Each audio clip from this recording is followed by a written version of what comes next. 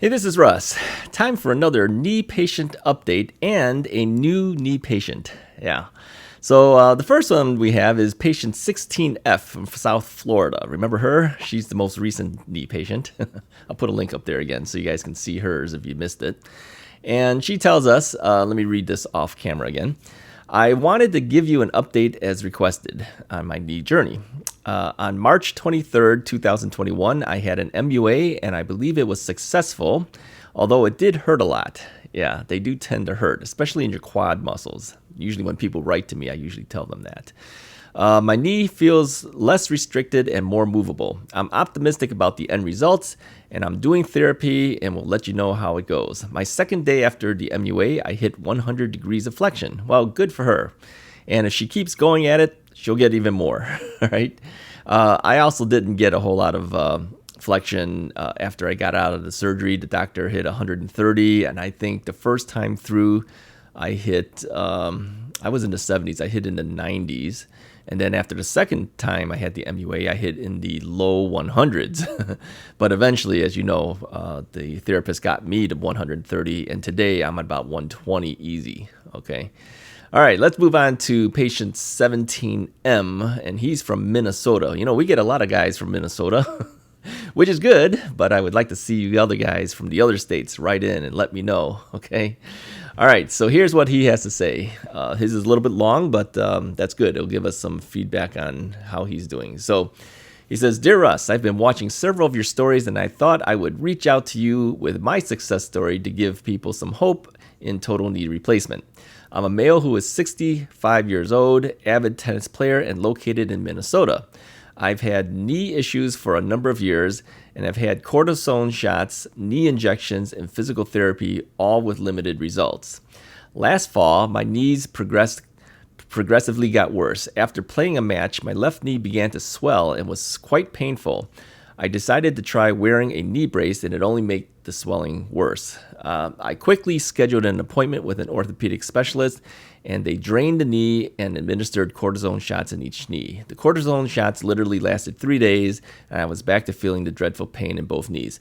Yeah, you know, I had a shot only once in my knee, and I think it was my left knee, which is the one that's operated on, and it didn't last that long either, and I just didn't feel like, you know, having to shoot stuff into me all the time, so I never did it again.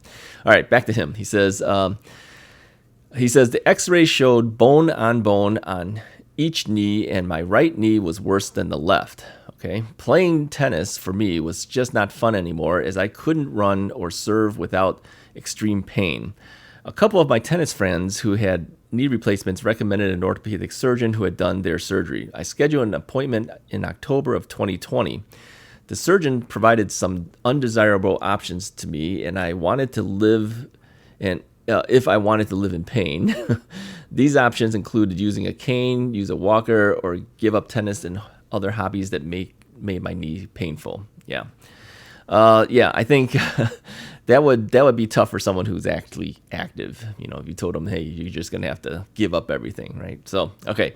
He says he told me that my last option would be to have both knees replaced, and he said that he was confident that it would really help solve my problems. He did the exam and told me that I would be an excellent candidate for bilateral knee replacement, and thought that if I scheduled the surgery in December, I could be back on the court by May playing tennis.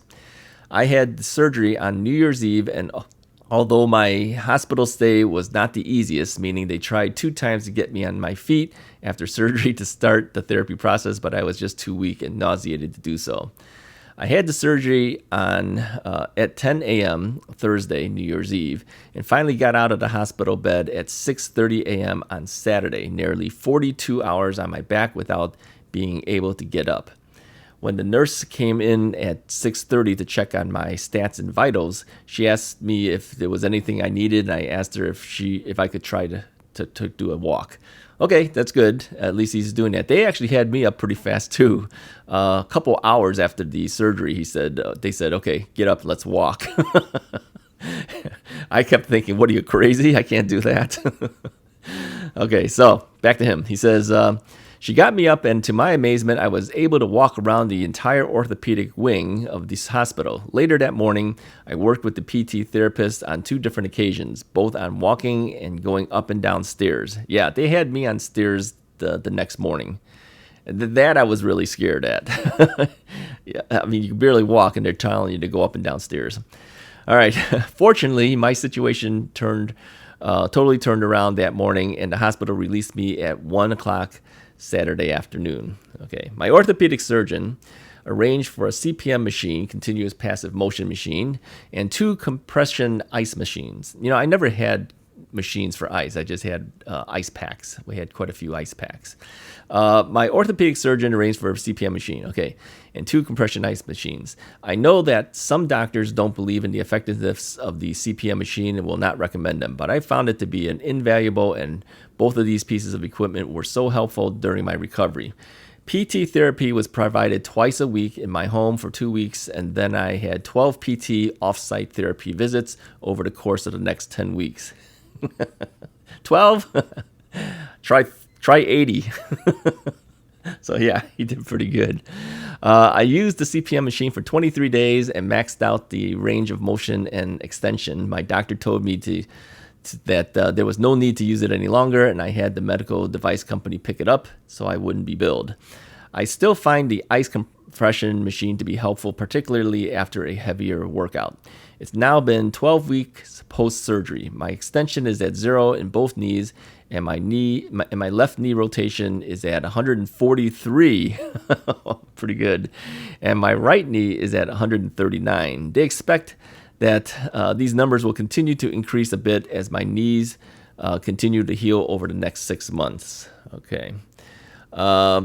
Last Wednesday, I had my last PT session, and I just had my appointment with the surgeon who told me I was free to start normal day-to-day activities and told me to schedule an appointment 5 years from now just to check in to see how I'm doing.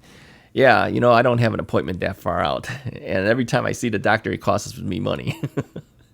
He said, if I experience any problems in the meantime or had any questions, don't hesitate to schedule a visit. Yeah, yeah, I'm sure they do. Okay, my doctor wants me to visit too, but he costs me money, so I don't do it. Okay. We rented the tennis court for an hour yesterday, and I was able to play tennis without any discomfort. Not a heavy match, but at least was hitting out balls and serving. Back up. I still have stiffness. Can't talk. I still have stiffness, which limits my mobility on the court, but each week I'm seeing improvements. I continue doing my stretching and strengthening at home and at the club on a daily basis. My goal is to be back on the court playing competitively by mid-May. All in all, I feel blessed and am thankful to come through the surgery without complications and am looking forward to a great summer ahead. I've attached a before and after picture of my knees if you choose to use them. Of course, we will use them. Please let me know if you plan to share this information on your channel, and if so, when that might occur. Okay, I've already told him. Thanks for providing updates. I enjoy hearing the stories of others who have had total knee replacements. Thanks again. So yeah, good for him. He's actually doing really good. Glad to hear somebody that had something happen that was decent. A lot of us have had problems. Anyways, if you guys want to become a knee patient with me and send me your information, here's how you do that. Okay, I put a link in the description below, and you can watch the video about how we do that. But essentially what you're going to do is you're going to send me an email with a couple of photos of your knee. We don't need to see your face because I would block that out anyways. Okay, tell me where you're from, what state you're in, or whatever country you're in, your age and your gender. Okay, and then tell us a little bit about your story. Tell us, he's given us good detail here. That's good. Tell us a little bit about, what happened to you, then when you had your surgery and how you're dealing with it now. And then every now and then send us an update so we can update the other people. Anyways, if you're interested in doing that, feel free to send me something, okay? And send it to contactrussisright@gmail.com. Do not send it to russisright@gmail.com because that goes to somebody else, okay? All right, anyways, if you like the video, hit that like button, hit the subscribe button, and I will talk to you guys next time.